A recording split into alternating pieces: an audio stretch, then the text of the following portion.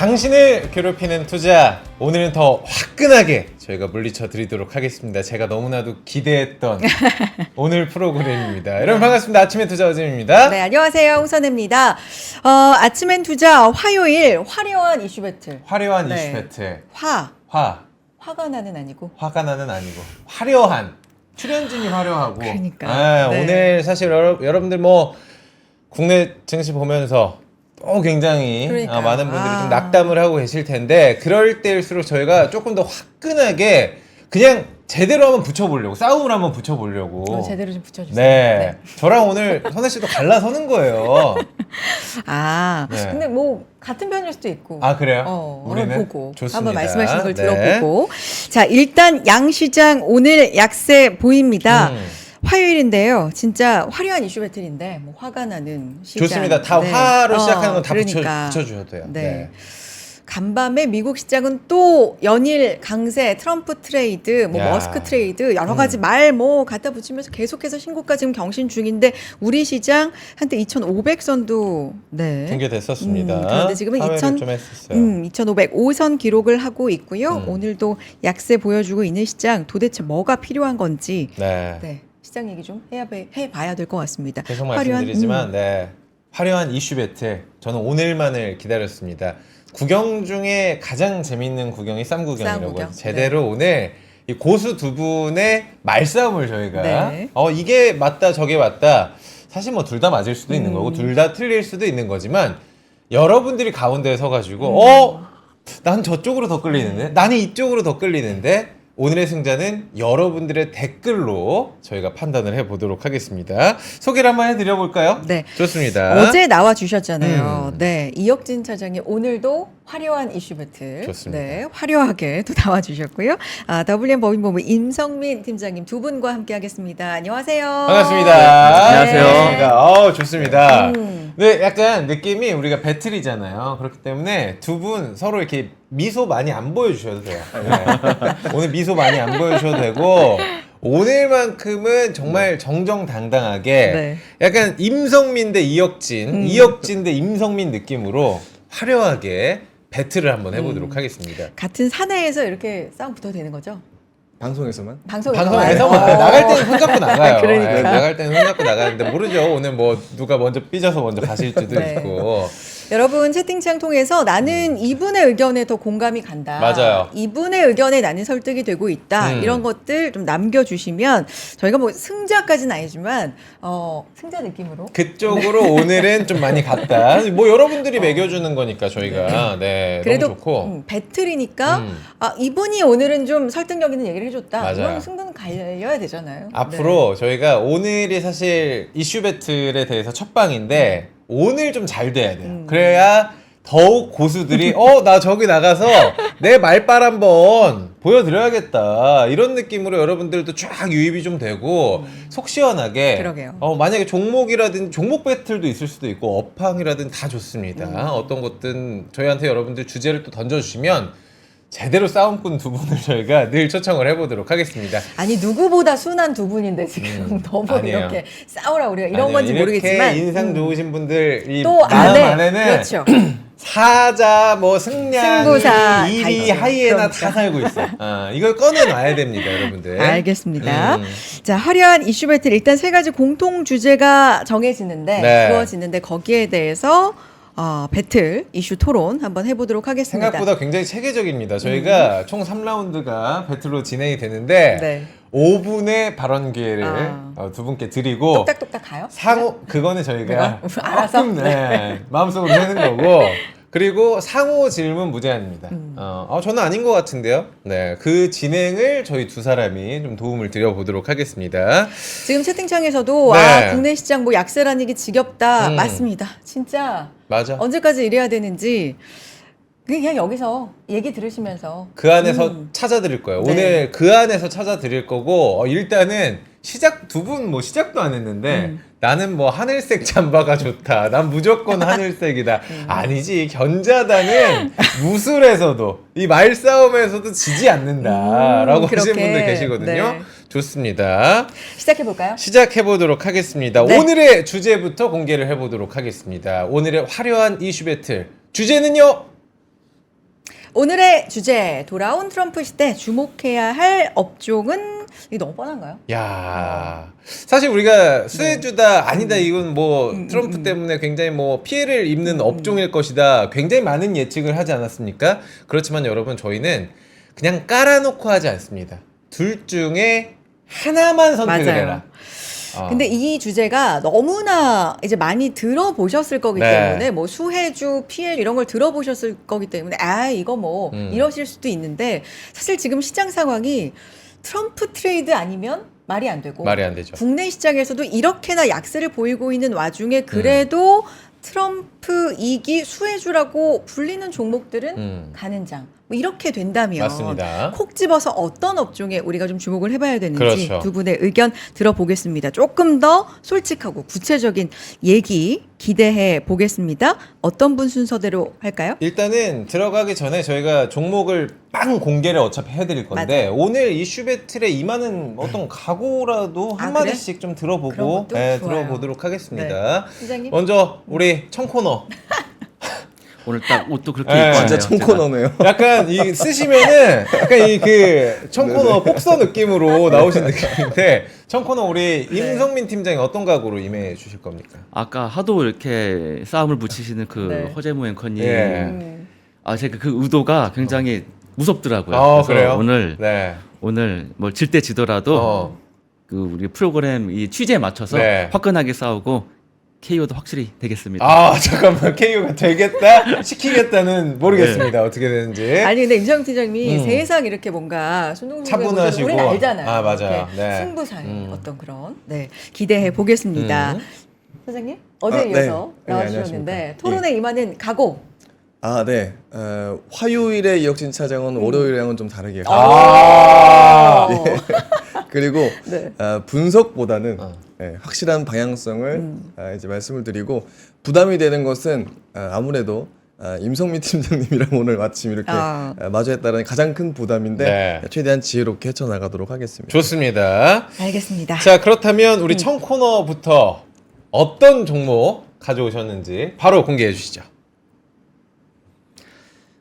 실은 지금 그 트럼프 수혜주라고 이렇게 말씀하셨는데 저는 오히려 오늘 장도 그렇고 수혜주라기보다는 이제 수혜가 될 수 있는 주로 트럼프 직접적인 수혜주가 아니라 현재 이제 그 트럼프로 인해서 오히려 피해를 받고 그다음에 가격과 밸류 사이에서 괴리가 발생했기 때문에 이 종목에 대해서 이제 봐야 된다라고 하는 반도체를 이야기하겠습니다. 반도체를 아예 이제 반대로 지금 저 가져오셨습니다. 얘기한다고 네. 생각하시는 분도 있을 것 같은데 실은 되게 중요한 문제이기도 하면서 우리나라 시장 지금 뭐 국장에서 너무 많은 투자자들께서 속상해하시는 부분이잖아요. 오늘 2,500도 깨지기도 했고.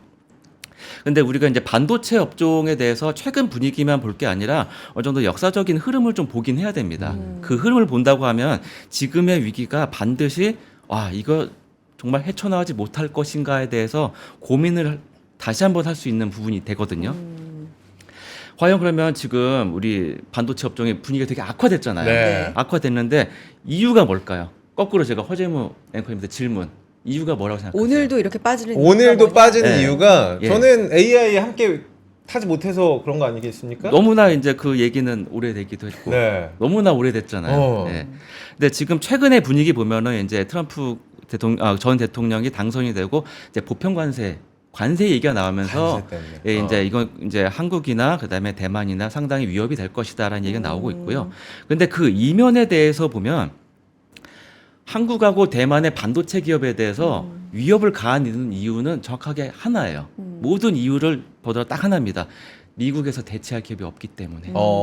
네, 미국에서 대체할 기업이 없기 때문에 윽박지르고 협박을 해야 돼요. 자 그러면 일단 여기까지 반도체라고 해주셨고 지금 빈맨님께서 형 그건 반도체는 아니야라고 일단은 의견 주시고 있는데 일단은 반도체 이야기를 해주셨습니다. 이제 팀장님은 저런 분들을 오늘 설득시켜 주셔야 돼요. 좋습니다. 반도체라고 던져 주셨기 때문에. 근데 반도체 중에서도 많잖아요. 네. 여기서도 조금 더 좁혀 들어가 볼까요? 반도체 중에서도 뭐요? 반도체 다 좋아요? 우선 삼성전자입니다. 네, 무조건. 진짜요? 네. 나왔네. 네. 삼성전자를 골라주셨어요. 그냥 팀장님 왜 위험하게 그렇게 가세요? 차라리 비트코인 사라고 하시지. 이미 전 다른 코인으로 좀 이렇게 수익이 나긴 했는데 예. 그래도 삼성전자에 대한 애착도 일단은 있지만 국내 반도체의 대장 반도체죠. 예, 삼성전자를 이야기를 해주셨고 일단 여기에 대해서는 많이 공감 못 하시는 분도 있어요. 그래요. 그러니까 오늘 여기에 토론 한번 대해서, 보자고요, 여러분들. 진짜 네. 설득이 되는지 역시 처음에 아니라고 생각했는데 끝까지 아닌 건지 네. 한번 지켜봐 주시고요. 이혁진 차장님 네. 어떤 업종 가져오셨습니까? 수혜주는 근데 이 자리에 앉으니까 여기 그 실시간 접속자 수가 잘 보이죠. 보이네요. 잘 보이죠. 위기감이 느낍니다. 그래서 제가 화요일에 이혁진 차장 버전으로 전 조선주, 조선주. 예, 조선주 말씀드리겠습니다. 야, 조바방의 가장 앞에 있는 조선주. 네. 이유만 반도체 짧게 대 좀 조선. 이야기를 해주신다면요? 네. 10년의 불황을 끝내고 10년의 호황 사이클이 시작이 됐습니다. 하루 이틀 지표 중요하지 않고요. 이제부터 이 방향성은 돌렸기 때문에 몇 배 가지 저도 모르겠습니다.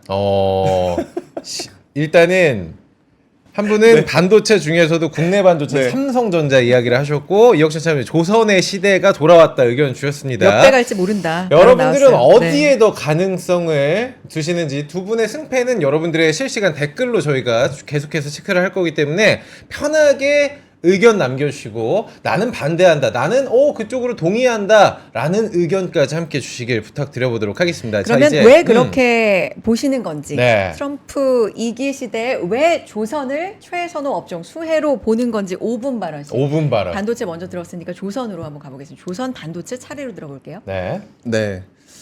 세 가지 이유를 말씀을 드리겠습니다. 네. 첫 번째, 트럼프의 이기는 거역하면 안 됩니다. 여태까지 역사적으로 2년차 두 번째 대통령의 정책 모멘텀은 항상 굉장히 거셌었습니다. 근데 트럼프가 이 두 번째 대통령 임기를 시작합니다. 네, 그 첫 시작이 방산비에 대한 얘기를 했었고 우리나라 대통령에게 처음 한 메시지가 바로 조선이었습니다. 방향성은 정해졌다라고 생각을 하고요. 자, 두 번째, 펀더멘털입니다. 불황은 끝났습니다.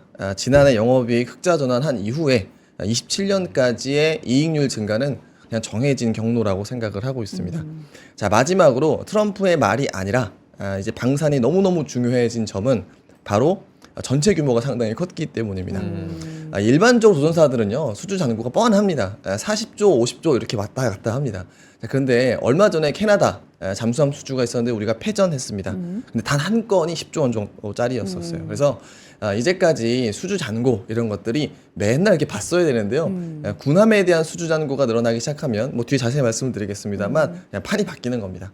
판만 바뀌느냐 멀티플도 바뀌어요. 일반적으로 지금 우리 조선사들의 2년 뒤 PE는 한 10배 정도 초반 정도 되는 수준입니다. 그런데 방산주들 한번 보시면은 평균적으로 30배예요. 자, 그래서 제가 이익도 턴어라운드 구간 안에 이제 방산이라는 테마가 붙으면 디테일은 뒤에 말씀을 드리겠습니다만 네. 이건 간다. 예, 간다라고 말씀을 드리고 자, 리스크가 없지는 않습니다만 자, 문제는 이 조선이라고 하는 것은 우리가 과거에 이 전력기기 한번 보셨을 겁니다.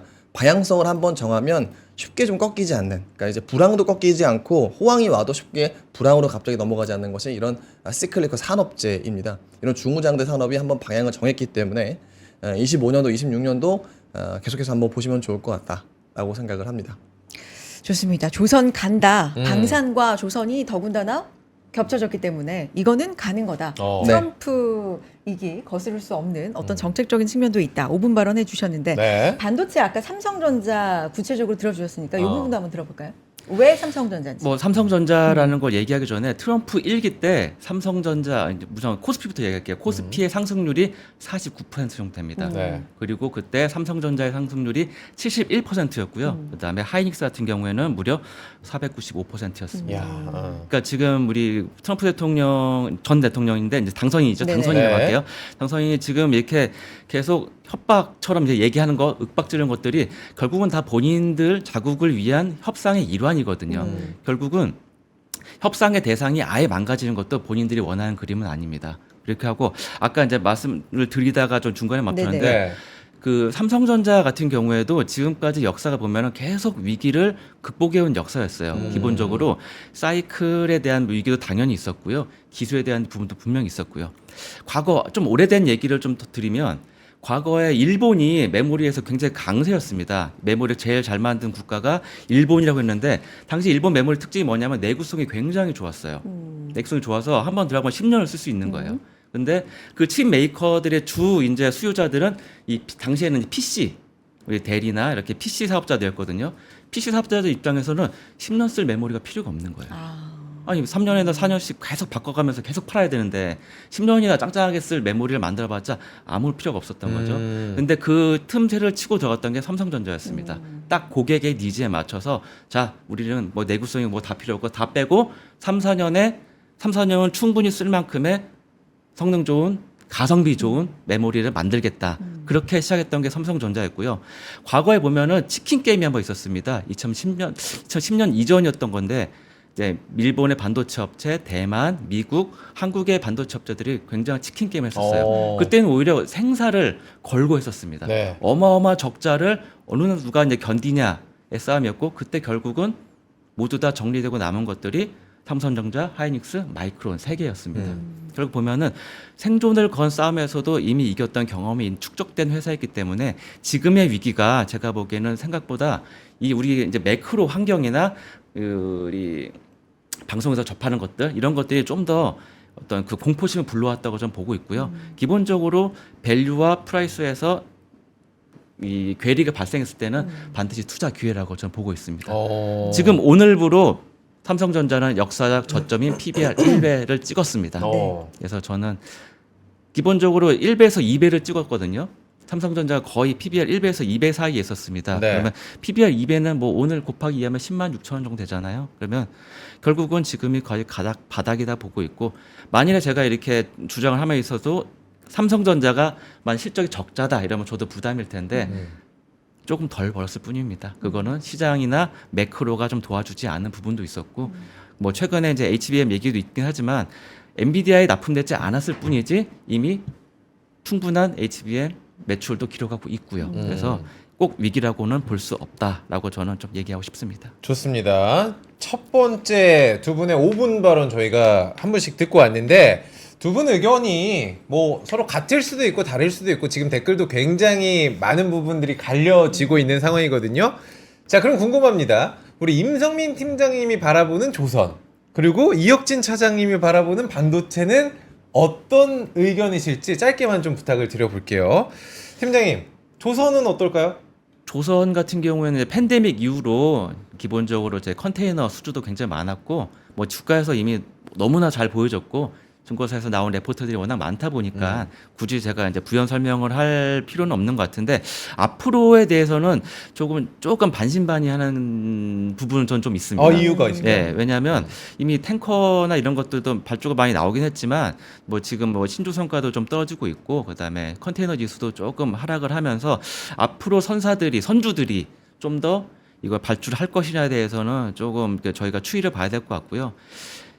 그제 트럼프 당선인이 이제 그 한국의 조선을 얘기했다고 하지만 이건 저는 제가 보기에 신조선이 아니라 이거는 다른 부분 오히려 이제 MRO 쪽이 훨씬 강하기 때문에 그거에 대해서는 우리가 계속 앞으로 조선 주가가 지금도 이제 충분히 기대감도 있고 충분히 이제 반영은 됐지만 이미 내년부터 수주가 올해보다 좀 줄 거란 예상들이 많이 나오고 있습니다. 그래서 지금의 탄력이 계속 갈지에 대해서는 조금 봐야 될 것 같고요. 우리가 이제 항상 이게 좋은 게 있으면 과거의 나쁜 기억을 잊어버리는데 과거에 수주했던 조선 업종들이 어려웠던 걸 보면은 수주했을 때 가격하고 각종 비용 상승 때문에 수지 타산이 안 맞았던 경우가 제법 있었습니다. 이런 어려움이 항상 구조적으로 내포되어 있는 게 조선업이기 때문에 이 부분에 대해서도 우리가 계속 좀 눈여겨봐야 된다. 예, 어찌 보면은 발주 시점하고 나중에 이제 건조 시점에서 어떤 그 비용의 상승 부분이 상당히 위험 요인으로 작용할 수 있다. 또 봐야 될 것 같습니다. 지금 좋습니다. 지적해 주신 부분 어떠세요, 네. 차장님? 네. 예. 틀린 말입니다. 좋아. 죄송합니다. 이렇게 해야 될 것 같아요. 네. 불안하네요, 저 투자수가. 어쨌든 지금 이 어떤 과거의 거에 조선의 틀린 빅베스가 있었습니다. 근데 그거는 상선에서 나온 적이 없어요. 모두 플랜트. 그것도 일반적인 플랜트가 아니라 비정형 플랜트라는 것들이 있습니다. 네. 그러니까 선주가 언제든 바꿀 수 있는 조건의 비정형 플랜트. 더군다나 그때 우리 잘 생각해 보시면 유가 슈퍼 사이클이었었습니다. 자, 그런데 그 사이클에서 선주들이 돈을 더 많이 벌 것 같으니까 그 플랜트를 계속 늘렸던 거예요. 더 크게, 더 크게. 근데 이제 우리가 할 수 있는지 없는지를 모르고 그 수주를 받아버렸던 거죠. 유가가 빠졌었고 선주들은 돈이 없다라고 하는 겁니다.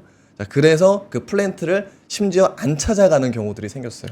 어느 정도냐? 3중에 5척이나 안 찾아갔습니다. 그래요. 그러니까 그게 다 빅베이스로 쏟아졌던 거죠. 자, 지금 우리 나라에서는 선주들이 지금 대부분 다 상선. 이제 우리나라의 조선사들은 그리고 비정형 플랜트 아예 하지 않고 있습니다. 자, 그래서 물론 말씀하시는 것이 과거 조선사들의 안 좋은 그림자가 맞아요. 그런데 그런 부분이 지금은 그림자보다는 저는 낫으로 치면 이제 그림자 없는 한 12시 정오라고 생각을 하고 있습니다.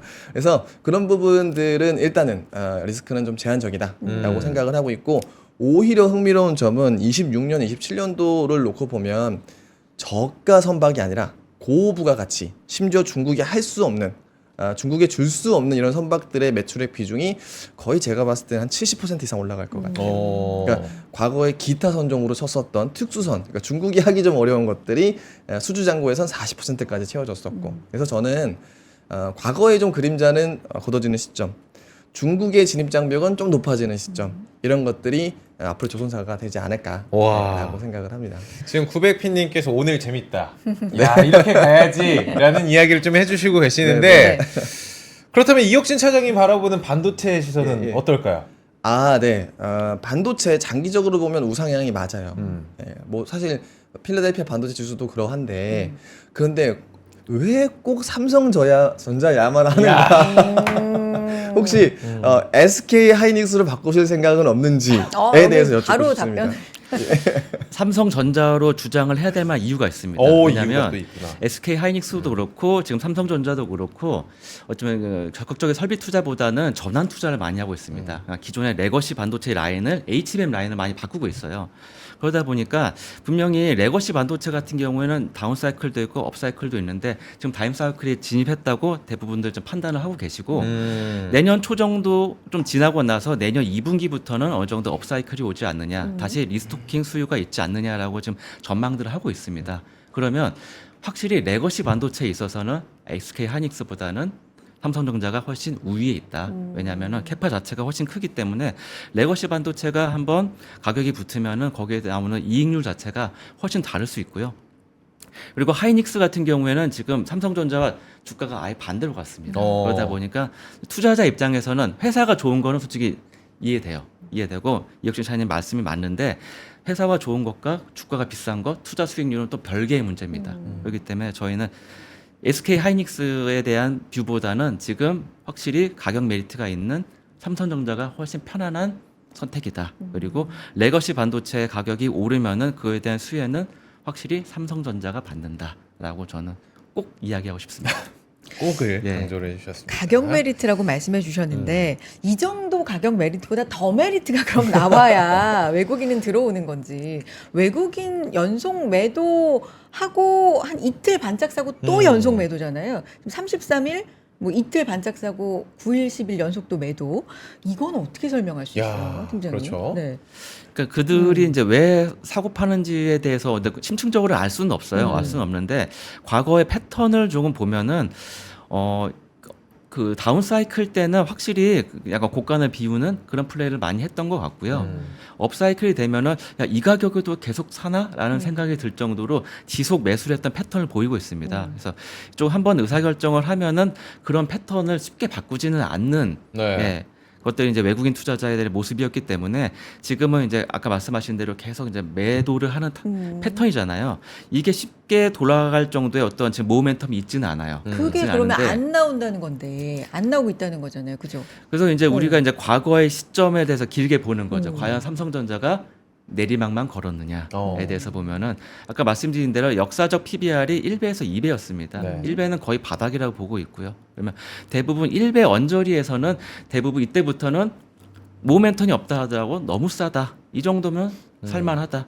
뭐 또 적자가 나는 것도 아니고 지금 잠깐 이제 트럼프에 대한 이슈, 그다음에 HBM에 대한 이슈 때문에 밸류 대비해서 프라이스가 싸다라고 판단을 할 수 있을 만한 충분한 시점이 된다고 봅니다. 그러면 모멘텀이 없다 하더라도 이 시점에는 접근을 해볼 만하다. 저가 매수로 조금씩은 살만하다라고 할 수 있는 포인트가 있기 때문에 저는 이 점을 좀 강조드리고 싶습니다. 좋습니다. 이게 저희가- 완전히 네. 바닥인지 모른다. 네. 근데 좀 근접해 가고 있다. 네. 뭐 이런 말씀이시네요. 네. 선혜 씨 이제 라운드 두 번째 라운드 두 번째 질문을 라운드. 드려봐야 될 것 같습니다. 좋아요.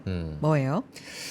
두 번째 질문은 사실 지금 트럼프 시대가 열리면서 네. 반도체에 대한 우려감이 커지고 있다. 이 관련한 이슈를 두 번째 저희가 질문을 드려보도록 하겠습니다. 조선주는 조선주. 사실 트럼프 당선자와 이제 대통령이 통화를 했는데 거기서 콕 집어 얘기를 했다. 맞아요. 전화하면서. 도움이 필요하고 협력이 필요하고 이런 얘기를 했다. 그런데 반도체는 이게 지금 칩스법도 어떻게 맞아요. 될지도 모르는 상황이고 불확실성만 더 커져가고 있다. TSMC는 첨단 반도체에 대해서 중국에 수출하지 말아라.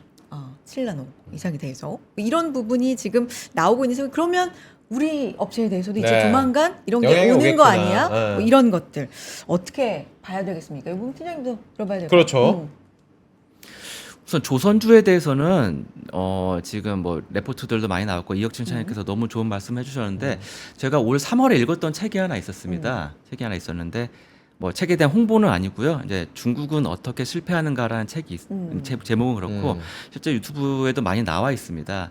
거기 보면은 그 트럼프 당선인께서 바로 조선주를 얘기했던 게 실은 미국의 안보와도 굉장히 직결된 부분이 있습니다. 해당 책의 내용을 보면은 미국이 2020년대 중반, 지금 포함해가지고 2020년대 중후반까지 태평양 지역에 이 전력 공백이 상당히 심각합니다.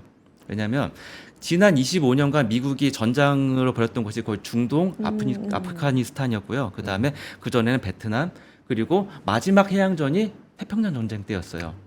근데 지금 대부분의 그 주요 전력들, 태평양 함대 전력들이 그 레이건 대통령 때 구축한 것들이 많습니다. 네. 레이건 대통령 하면 벌써 이제 80년 되잖아요.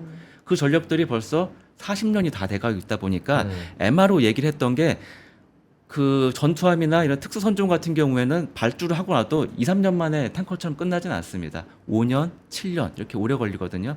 지금 당장 전력화하기에는 굉장히 무리가 있습니다. 그러다 보니까 고쳐 써야 되는데 이제 미국 같은 경우에는 지금 조선업이 과거 같지 않다 보니까는 한국에 빨리 손을 벌린 겁니다. 이 부분은 안보랑 매우 밀접한 부분이 있기 때문에 한국의 조선업이 이것에 필요하다라는 의미가 있다고 저는 판단하고 있고요. 그런 측면에서 보면은 조선에서도 아까도 말씀드렸다시피 신조보다는 MRO 쪽이 저는 더 훨씬 유망할 것이다라고 보고 있고 반도체 같은 경우에는 아까 이제 뭐 말씀드렸다시피 협박을 하는 이유는 딱 하나입니다. 국내에서 대체를 못하기 때문에 기본적으로 인텔이 파운드리를 하고 있었는데 지금은 이제 공정 수율이 너무 낮기 때문에 못 하고 있잖아요. 그리고 마이크론 같은 경우에는 캐파가 하이닉스나 삼성전자보다는 작습니다. 네. 그러다 보니까 본인들의 기업들이 다 할 수가 없어요. 그렇기 때문에 이거는 이제 트럼프의 이때까지 협상 전략이었죠. 먼저 겁을 주고 수능을 시키는 대 해라. 그러면은 너도 살고 나도 살게 해줄게 라는 그림이 있었고 실제로 보면은 아까 말씀드린 대로 트럼프 1기 때 코스피는 49% 정도 상승을 했고요. 오히려 바이든 정부 때 10% 넘게 하락했습니다. 그걸 보면은 이 트럼프의 전략에 대해서 지금은 저희가 너무 겁먹는다기보다는 패턴은 바뀌지 않을 거예요. 패턴은 바뀌지 않을 거고 이거에 대해서는 저희가 아까 말씀드린 대로 가격과 밸류의 괴리를 보는 게 맞는 시점이다라고 강조를 드립니다. 이 의견에 대해서 그리고 네. 어떤 불확실성에 대해서 네. 그리고 조선주는 또 많이 어떤 고점이다. 이슈 때문에 아. 오른 감이 있다 이런 의견들도 맞아요. 있습니다. 종합적으로 차장님 의견 네, 네. 들어보죠. 저는 주식이라고 하는 것은 오르는 것에는 오르는 이유가 있고 빠지는 것에 빠지는 이유가 있는데 그게 거꾸로 뒤집기는 너무 힘들다. 그런 전략은 아주 위험하다라고 생각을 하는 반대로 편입니다. 가지 말자. 자, 근데 이제 삼성전자 어디서 실마리를 찾아야 될지. 자, 그래서 네. 이게 뭐 예를 들면 칩스법 때문은 아닌 것 같습니다. 삼성전자가 스스로 파운드리에서 좀 해법을 찾아야 되는 시기다. 저는 오히려 트럼프 핑계 대지 말자. 트럼프 때문에 빠지는 것 아니다라고 생각을 하고 있고요. 일단은 실마리는 내년도 파운드리에서 3조 원 적자 정도가 이제 컨센인데 앞으로 이제 고객사가 없어서 지금 텍사스 공장을 좀 멈추고 있는 상황으로 알고 있습니다. 평택 팹도 지금 셧다운 되고 있는 것 같고요. 여기서 삼성전자가 정말로 저는 파운드리에서의 새로운 해법을 보여주면 진짜 이제 저도 마찬가지로 여기서 삼성전자가 50% 이상 오를 거라고 생각합니다. 파운드리 해법을 찾으면 HBM이 아니라. 그래서 저는 여기에서 좀 해법을 보여주면 저도 이제 아마 저쪽에 앉아 있을 것 같아요. 하지만 그 전까지 지금은 여기 아니다. 앉아 있겠죠. 지금은 아니다. 그래서 그런 부분들이 있고, 자, 두 번째로 조선 같은 경우에는 네. 자, 트럼프가 왜 이 말을 했을까? 몇 가지를 키워드로 그냥 말씀을 드리면 이제 미국의 특수선 군함 같은 경우에는 중국의 절대 숫자보다도 이제 작아요. 문제는 이 배 비율 중에 최신함 비율은 중국이 한 70% 정도 되고 있고요. 미국은 한 20% 정도밖에 되지 않고 있습니다. 자, 우리가 자동차 차고에 진짜 오래된 차 있고 80%가 새 차가 20% 돼요. 자, 그러면 2년 3년 뒤에 어떻게 할까요? 오래된 차 이제 버리기 시작을 하죠. 그러겠죠. 그래서 이제 미국의 군함 숫자는 한 2, 3년간 순감입니다. 늘려도 모자랄 판에 지금 이제 줄어드는 게 한 2, 3년 동안 정해진 미래라는 거예요. 노후된 선박이 군함이 많다 보니까 유지 보수는 당연히 돈을 더 많이 써야 되는 상황인 거죠. 자, 실제 아주 흥미로운 점이 있는데 미국의 태평양 사령관이 우리나라 와서 깜짝 놀란 게 MRO인가요? MRO가 아닙니다. 세종대왕함이에요. 네, 이지스함 규모 딱 보면서 야, 이게 진짜 대박이구나라고 하는 거예요. 자, 왜냐? 태평양 전쟁 너무 말씀 잘해주셨는데 그때 미국이 대박을 냈던 건 뭐냐면요. 한 배를 한 달 내에 수십 척을 만드는 이제 작은 배 군함들을 막 찍어낸 거예요. 근데 그 경쟁력이 지금 없는 거예요. 왜냐? 제가 조선주가 지금 몇 배가 갈 수 있다라고 하는 거에는 한 가지 조건이 있습니다. 네. 미국 조선소가 쇠퇴했었던 것도 그 조건 때문입니다. 바로 존스법이라고 하는 게 있어요. 존스법. 네. 존스법이라고 하는 게 원래는 미국이 워낙에 무역의 교역량이 많아지다 보니까 이걸 남 주면 안 될 것 같은 거예요. 그래서 우리 해운사, 우리가 주인인 해운사만 이제 그쪽에서 이제 내륙간 이제 배를 운영하게 됐었습니다. 그러다 보니까 쇠퇴한 거예요. 경쟁력이 없으니까 만들지도 않고 배의 퀄리티는 안 좋아지고. 그래서 지금 이런 상황인 건데, 자, 여기에 또 하나, 여기에 국방 관련한 법안이 추가가 되면서 군함은 아예 MRO건 일단 선박 이제 군함이건 밖에서 못 만들게 만들어 버렸어요. 그래서 만약에 이 존스법이 개정이 된다 이러면 제가 여기에서 뭐 이렇게 갑론을박할 필요도 없어요. 바이오 문제도 아닙니다. 자, 그런데 그 존스법이라고 하는 것이 개정이 될 일이 없었어요. 될 수가 없었어요. 왜냐하면 이제 군함이라든지 이런 쪽에서 이제 해군에서 많이 요청을 했지만 이제 의회가 나눠져 있다 보니까 이게 좀 되기가 어려웠었습니다. 그나마 제가 왜 말씀을 드리냐면 지금은 레드 수입이잖아요. 맞아요. 심지어 법원조차도 지금 레드 수입입니다. 그래서 그런 부분들이 정말로 개정이 되면 정말 이제 우리 군함을 만드는 조선사, 특히나 세종대왕함 내지는 잠수함 이런 부분들의 큰 수주가 MRO를 포함해서 들어올 가능성이 아주 높다라고 생각을 합니다. 발언 여기서 마무리를 좀 부탁드려보도록 하겠습니다. 자, 그러면은 저희가 마지막 라운드로 넘어가기 전에 네. 상호 질문을 한번 하는 시간을 갖도록 하겠습니다. 반도체에 대해서 조선에 네. 대해서 정말로 서로의 그렇게 생각하는지. 지금 의견 얘기해 주셨잖아요. 상호에 대해서 저는 이게 너무 재밌을 것 같아요. 네, 어떤 질문이 나올지. 먼저 이혁진 차장님께서 반도체에 김성민 대해서. 팀장께 궁금하거나 지금까지 하신 내용에 있어서 질문을 먼저 해주시면 감사하겠습니다. 네네. 그러면 그런 게 있어요. 그러니까 어쨌든 저도 삼성전자를 싸다라고 하는 것에는 100% 동감합니다. 네, 이건 삼성전자 혼자 아니라 인텔 밸류를 생각해도 바다. 그런데 문제는 이 턴어라운드한 트리거를 과연 팀장님께서는 뭐라고 생각하시는지. 이야. 자, 뭐 어제 뉴스에도 좀 나오긴 했는데 지금 이제 AI가 도래하면서 기본적으로 각 빅테크들이 본인들이 만든 칩을 사용을 하려고 하고 있습니다. 하고 있다 보니까 어제도 나왔던 얘기가 이제 메타도 그랬고 뭐 알파벳 같은 경우에도 옛날부터 이제 본인들이 이제 칩을 이제 설계를 했죠.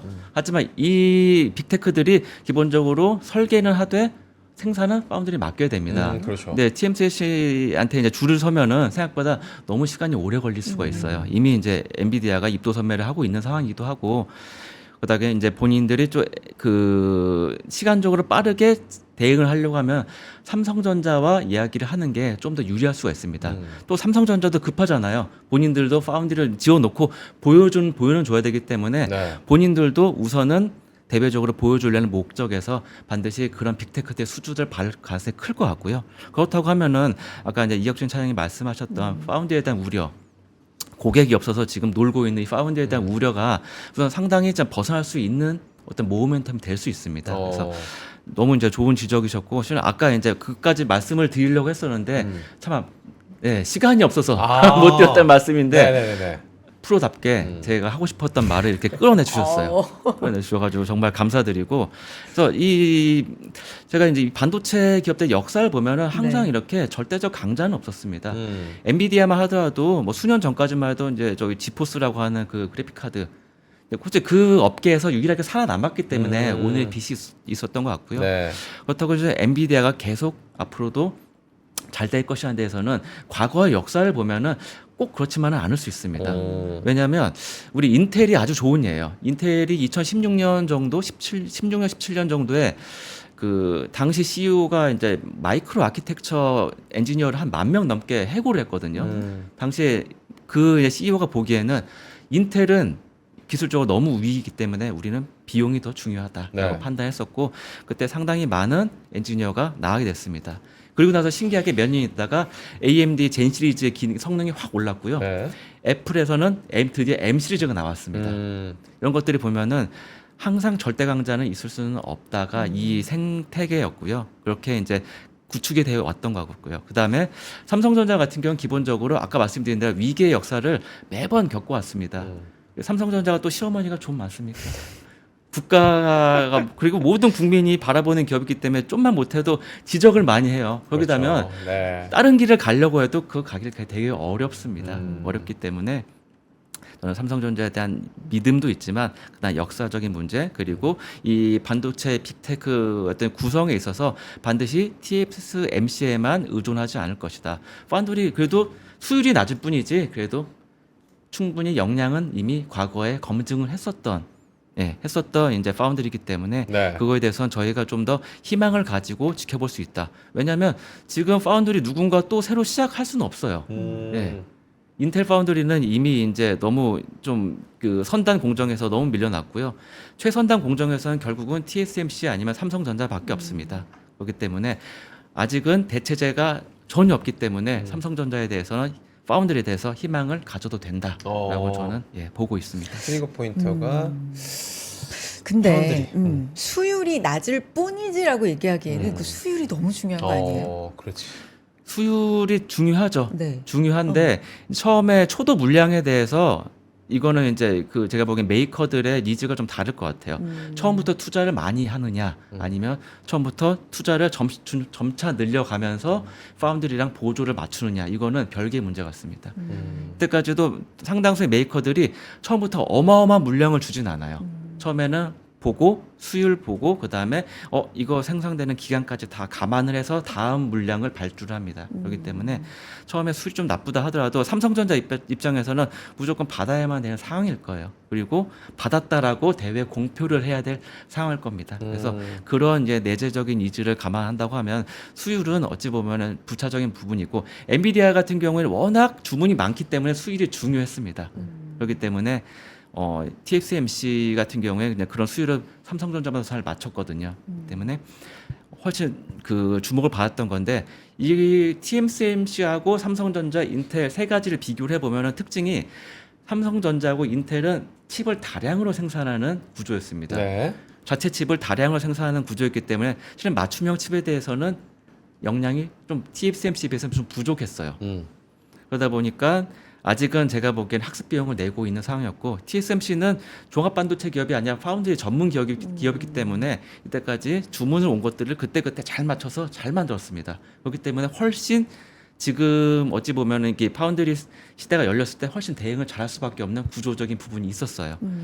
그러다 보면은 삼성전자 같은 경우에도 항상 위기를 겪어왔고 극복해 왔기 때문에, 그리고 지금까지 수율이 좀 좋지는 않았지만 수율이 있어서는 이때까지 항상 맞춰왔던 또 노하우가 있기 때문에 볼만하다라고 좀 저는 판단하고 있습니다. 좋습니다. 지금 댓글창은 동의한다, 그렇지 않다 굉장히 많이 갈려지고 있는데 여기서 분위기 반전이 들어가야 됩니다. 우리 팀장님도 이혁진 차장님을 향해서 질문을 하는 시간을 갖도록 하겠습니다. 조선에 대한 날카로운 질문. 네. 그래서 아까 저도 존스법은 좀 얘기하려고 했었는데, 그러니까 레드 수입이라고 해서 과연 전투함, 이 보안에 대한 부분이 있고 이 무기 체계라는 게 굉장히 육해 공군이 다 연결이 되어 있거든요. 그렇죠. 그러다 보니까 이 부분에 있어서 무기 체계까지 감안해서 과연 존스법까지 개정하면서 한국 조선에 발주를 줄 것이냐에 대해서 저는 확신하시냐라고 묻고 싶습니다. 결국엔 한국의 발주가 돼야 우리가 또 올라가는 거니까요. 그렇습니다. 맞습니다. 미국이 우리나라에 무기 수주를 줄 것인가? 사실 유례가 없다고도 생각하시죠? 이미 나가고 있습니다. 그래요. 예를 들면 육군 같은 경우에는 사족 보행 로봇을 이제 우리나라가 인수한 기업 고스트 로보틱스 거를 쓰고 있고요. 두 번째, 내년도에는 미사일, 비궁에 대한 미국 납품이 이루어질 것 같습니다. 다음은 세종대왕함이라고 저는 생각을 하고 있습니다. 그게 조선 쪽으로 간다. 예, 물론 말씀하신 대로 이제 약점은 있어요. 예, 존스법이 개정이 된다라고 치더라도 네. 주가는 진짜 많이 올라가겠지만 이제 항상 현실과 이제 진짜 기대는 좀 괴리가 있는데 뭐냐면 방산 수주의 규모는 엄청납니다. 나중에 벌 돈은 되게 이제 꾸준할 거예요. MRO까지 포함하면. 문제는 방산 수주하고 실제 이걸 인도하는 사이클은 보통 일반적인 조선 배는 한 2년, 방산은 3년, 4년이에요. 그래서 그러한 부분들, 그러니까 시계열을 좀 길게 잡아야 되는 부분들은 분명히 실존한다. 하지만 미국이 우리나라에 저는 군함을 비롯해서 다른 어떤 것들을 조력이 없으면 이 군함 전체 잔고가 감소하는 것들을 막을 수가 없다. 그래서 결론적으로 이제 아마 내년 정도에는 저는 미쓰비시 조선, 가와사키 중공업, 우리나라의 현대중공업이나 하나오션 같은 기업들의 이야기를 하나 시스템까지 많이 이야기를 듣게 되시지 않을까라고 기대를 해봅니다. 아, 좋습니다. 자, 일단은 저희가 3라운드 넘어가기 전에 잠깐 광고 타임 갖고 오겠습니다. 여러분들 채널 고정.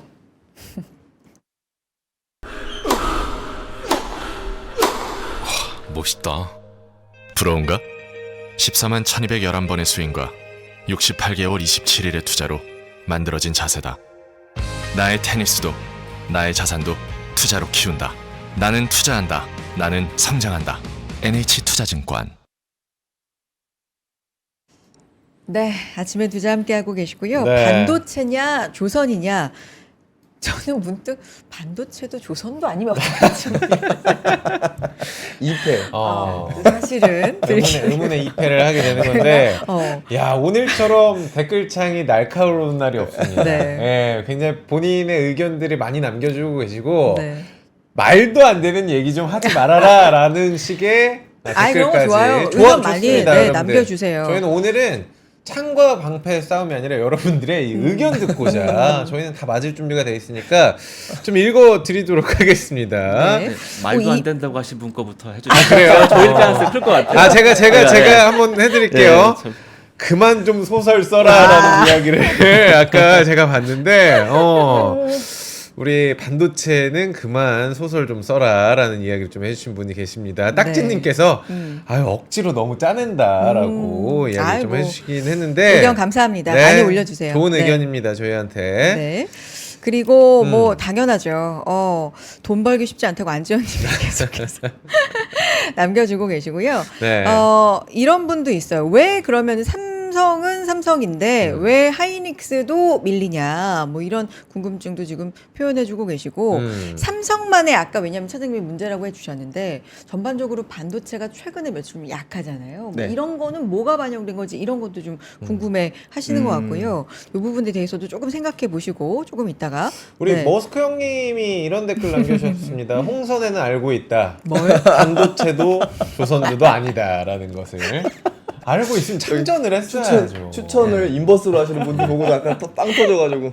아니 뭐 절대 그런 건 아닌데 네. 제가 너무 이렇게 반도체 살까 조선 살까 여기서 이렇게 고민을 하고 있는데 둘 다 아니면 어떡하지 뭐 이런 맞아. 생각을 문득 한 진짜. 겁니다. 여러분도 혹시 그런 생각하지 않으세요? 그럼 다음은 뭐가 있는? 나는 조선도 아니고 반도체도 아니라고 생각하면 뭐라고 생각하시는지 남겨주시면 좋을 것 같습니다. 결국에 3라운드에서 오늘의 승부가 결정이 되지 않을까라는 생각이 있습니다. 맞아요. 바로, 메뚜기님은 네. 근데 존스법 개정은 또 시간 문제라고 의견 남겨주시고요. 빈맨님은 미국 너무 신뢰하면 안 된다. IRA의 사례를 봐라. 뭐 맞아. 이런 의견 또 그럴 수 또 있죠. 남겨주고 음. 계십니다. 그리고 다른 분들도 뭐 근데 제이엘님은 진짜 삼성이 너무 야박한 거는 사실이긴 하다. 뭐 이런 의견도 또 남겨주시고요. 네, 파운드리 멸망하고 뭐 삼전 미래산업 다 멸망했다 이렇게 좀 부정적인 의견. 멸망이라니요. 아, 그러니까 그러니까 근데 삼성전자의 주가나 지금 수급을 보는 개인 투자자들의 마음이기도 해요. 이 멸망이라는 단어가 사실. 맞아요. 그렇죠. 네. 저는 그래서 오히려 팀장님이 고수라고 생각하는 게 네. 지금 삼성전자를 콜할 수 있는 거는 진짜 어려운 거예요. 그렇죠. 뭐 이런 분위기 예상 못 하셨겠습니까? 맞아요. 다 알고 어. 그런데요, 이제 아마 지금 알고 계신 거 분석하시는 애널리스트 모두 다 뭐 옳고 좋은 말인데 시간이 지나 보면 사실 밸류에이션이 유일하게 제일 적중률이 높았던 지표입니다. 그래서 저는 이제 그런 부분에 대해서는 정말 오늘 좀 리스펙트합니다. 아, 좋습니다. 아, 이렇게 훈훈해지면 안 되는데 끝까지 좀 치열하게 가보도록 멸망. 하겠습니다. 배틀인 만큼 강력한 의견 여러분들께서 남겨주고 계시는데요. 네. 자, 마지막 질문 던져보도록 하겠습니다. 트럼프 시대는 반도체다. 트럼프 시대는 조선이다. 조선이지. 이런 얘기를 저희가 하고 있는데 가장 날카로운 질문이 남겨져 있습니다. 그래도 이 업종별로 우리가 리스크는 또 짚고 가야 되지 않겠습니까? 두 분이 생각할 때 이 업종별 가지고 있는 리스크에 대해서 자체적으로 좀 판단을 해본다면 두 분 이야기 듣고 조선 관심 가네? 반도체 저점이네 생각하시는데 여기서 유의해야 할 리스크는 또 두 분이 직접 얘기를 꺼내주셨으면 좋겠습니다. 먼저 우리 차장님부터 가보도록 하겠습니다. 조선, 이건 또 리스크입니다. 솔직하게. 네. 본업에서는 리스크가 2, 3년간 없을 것 같고요. 주가에서의 리스크는 유가라고 생각을 합니다. 유가. 네.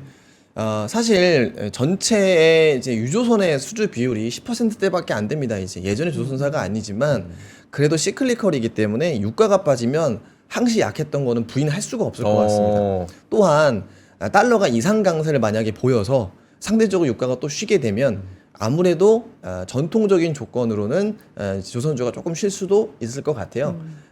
그런 리스크는 분명히 존재를 하고요. 그리고 또 하나 컨테이너선, 전통선 중에서 사실 중국의 점유율이 80%가 넘어요. 네. 엄청 심각한 겁니다, 사실. 중국의 점유율이 80%가 아니라 그게 우리한테 절반만 왔더라도 지금 조선주 주가는 이런 상황이 아니었을 겁니다. 그냥 슈퍼사이클로 날아가고 있었을 거예요. 그래서 중국의 점유율이 어느 정도 이제 관리가 되느냐. 그래서 저는 그 이벤트를 대만의 에버그린의 대형 선박 컨테이너선이 에탄올 추진선으로 나올 것 같거든요. 메탄올 추진선으로. 그게 지금 우리나라에 딱 잘 수주가 들어가는지 이게 되게 중요한 이벤트라고 생각을 합니다. 그건 언제쯤 그러면? 뭐 저는 상반기 내로 좀 나오지 않을까 네, 라고 생각을 하고 내년. 있고요. 네. 왜냐하면 일반 컨테이너 중국에 줘. 오케이, 알겠습니다.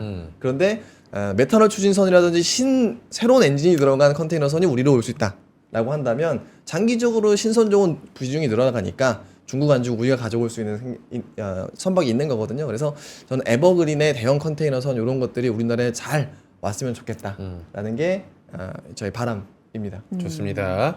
반도체 리스크는 우리 팀장님께서 이야기하시기 전에 다 댓글로 나온 것 같긴 해요. 예. 그래도 그걸 종합적으로 우리가 리스크, 본인이 생각하는 반도체 리스크 어떤 거 있을까요?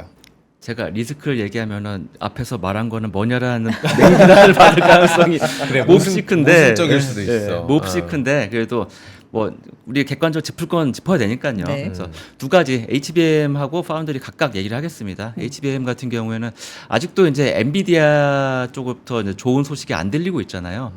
이런 것들이 영영 들리지 않거나 계속 지연이 된다. 이런 거 분명히 주가에는 분명히 악영향이 있을 거고요. 그다음에 HBM의 다음 버전 이제 4죠. HBM4에 대해서도 하이닉스보다 시차가 좀 많이 난다. 네, 그다음에 지금 뭐 HBM에 대해서는 수율 문제라기보다는 어찌 보면은 이제 좀 기술력에 대한 문제가 있다 보니까 기술 격차가 난다는 이야기들의 분석들이 나온다고 하면은 분명히 좀 이렇게 하방 리스크가 더 열린다라고 보고 있고요. 그다음에 두 번째는 파운드리 같은 경우에도 아까 저는 이제 희망적인 부분으로 그다음에 어찌 보면은 그 업계 생태를 감안할 때 빅테크들이 TSMC보다는 삼성전자 쪽을 좀 더 선호할 수밖에 없는 게 그래도 협상력이라는 게 있다 보니까 네. 예, 훨씬 빠르게 대응도 가능하고요. 그래서 그렇게 될 수 있다고 판단을 하고 그런 이제 기사들이 좀 나오고 있는데 이런 소식이 또 들리지 않는다. 여전히 빅테크들은 삼성전자의 기술력이나 아니면은 뭐 수율, 공정이 TSMC에 비해서 너무 뒤처지기 때문에 기다리는 한이 있더라도 TSMC 거를 써야겠다라고 이야기가 나온다고 하면은 이때는 또 그 삼성전자 주가에 대해서 상당히 하방 리스크가 발생한다라고 좀 정리를 드리겠습니다. 좋습니다. 전반적으로 양 섹터 다 어떤 거시적인 환경, 예를 들면 최근에 뭐 달러 강세, 네. 그리고 달러 강세가 쉽게 꺾이지 않을 것 같다. 환율, 달러원 환율이 1,400원 위로 계속해서 좀 새로운 뉴노멀을 만들어가고 있는 환경. 네. 이런 환경 속에서는 반도체나 조선 다 어떤 영향이 있을까요? 우리가 너무 그 섹터만 생각한 게 아닌가 싶어서 거시적인 환경과 좀 연결해 볼까요? 네.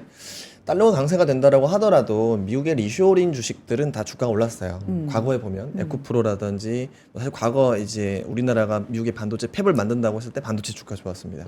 그 다음이 조선이라고 생각을 하는 거예요. 그래서 이미 하나오션이 이제 미국에 이제 필리조선소 인수를 나서고 있고 뿐만 아니라 계속 이어질 거라고 생각을 합니다.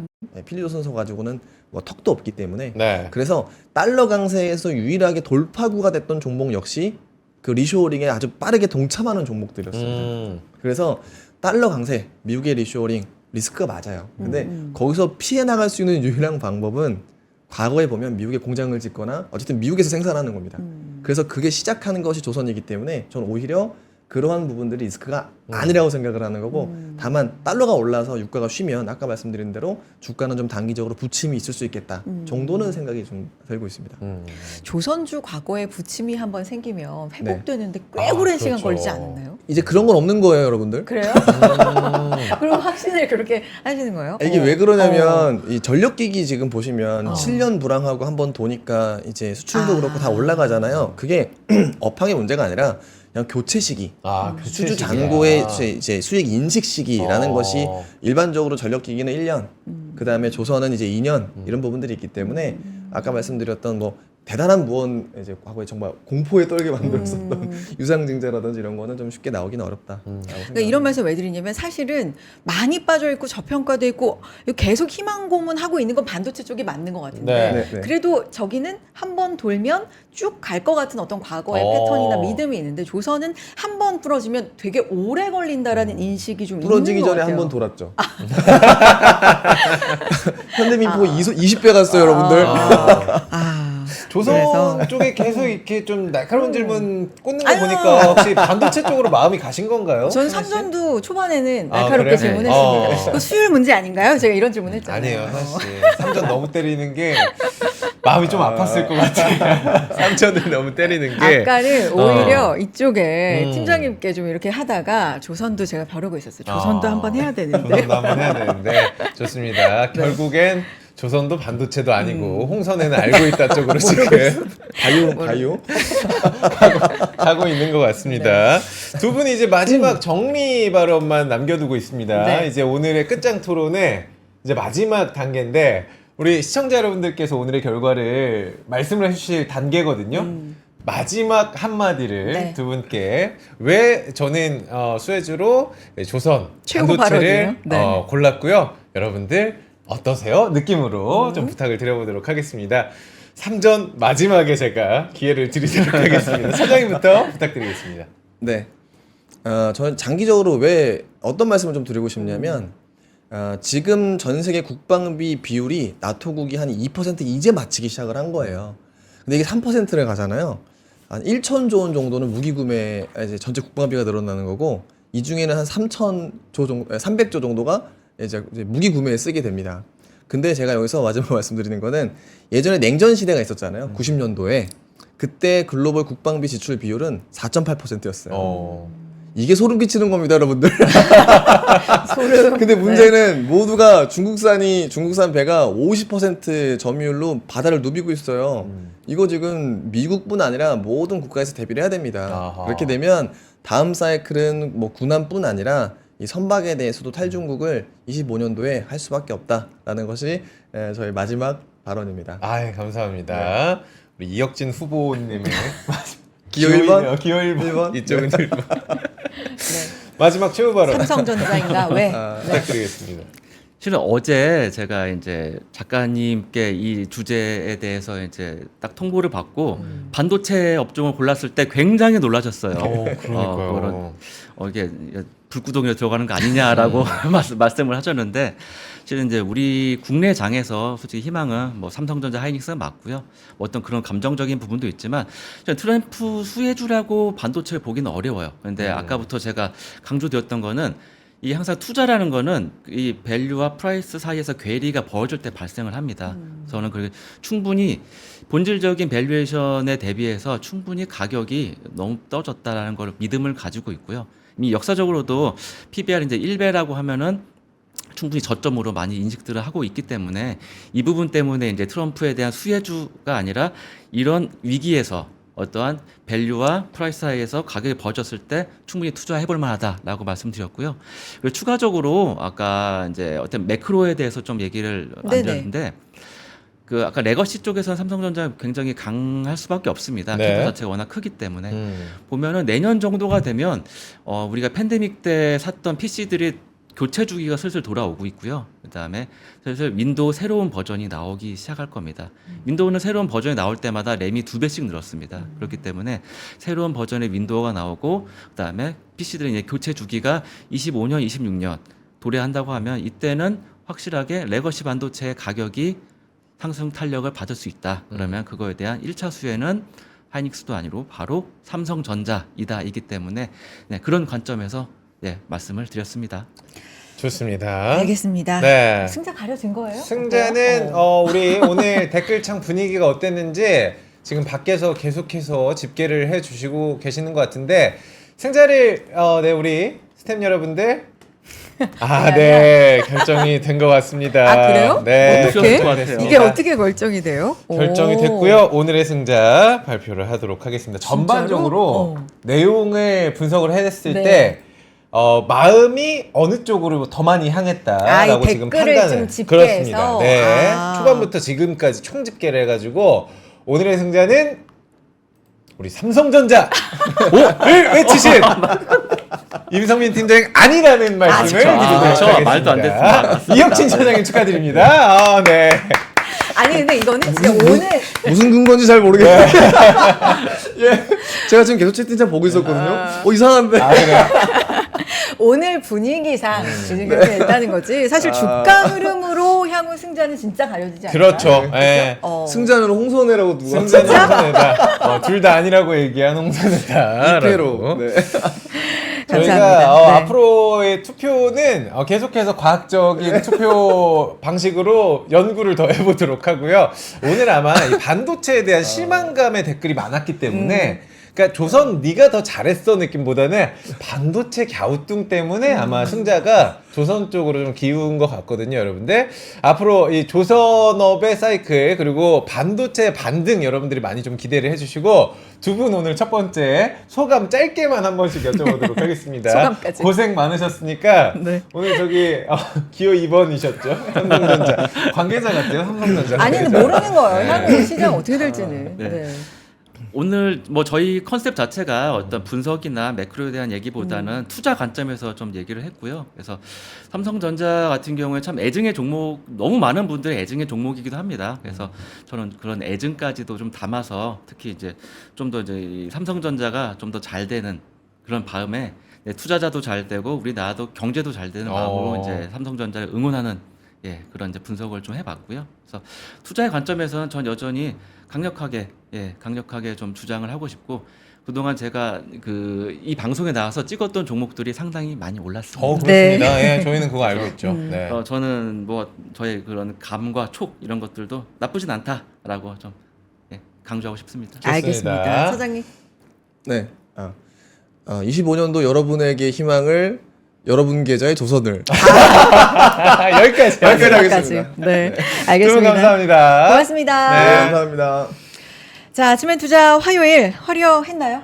화려했고 재밌었는데 다음 주엔 또 어떤 주제로 저희가 두 분의 고수분들을 모실지는 여러분들이 저희한테 또 많이 의견을 주시면 최대한 반영을 해보도록 하겠습니다. 알겠습니다. 네. 자, 내일은요 수상한 해외 증시 한동규 부장, 이동규 부장과 함께 나는 국내 시장 너무 힘들어. 나 맞아요. 해외 얘기 좀 듣고 싶어 하시는 분들 내일 또 주목을 지금 해주시면 해외 미장 떠나시는 분들 많은데 갔더니 낯설다 하신 분들 계시거든요. 내일 저희한테 질문 많이 보내주시면 저희가 또 미장에 대해서, 해외 주식에 대해서 여러분들께 이야기를 많이 드려보도록 하겠습니다. 내일 아침 인사드릴게요. 고맙습니다. 감사합니다.